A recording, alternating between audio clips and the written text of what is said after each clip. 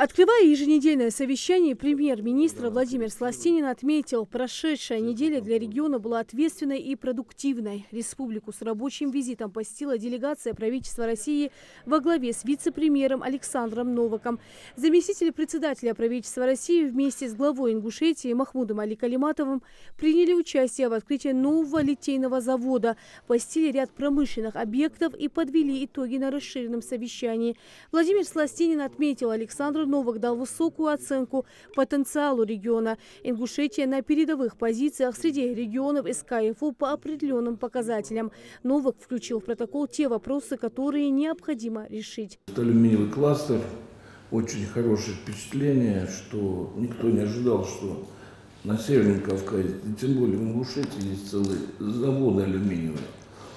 Тоже очень хорошо подготовили и презентации, и запуск, и рабочие в спецовках и в касках. Были посещены такие крупные предприятия, как IT-академия, которая уникальным является явлением в России. Там 6 у нас их платных, одна единственная, что Гуцериев и Калиматов договорились, что вот такую академию строим, там 500 человек учатся, 4500 уже подали заявление. Далее на повестке еженедельного совещания 5 вопросов основной о ходе заключения государственных контрактов по объемам и мероприятиям национальных проектов.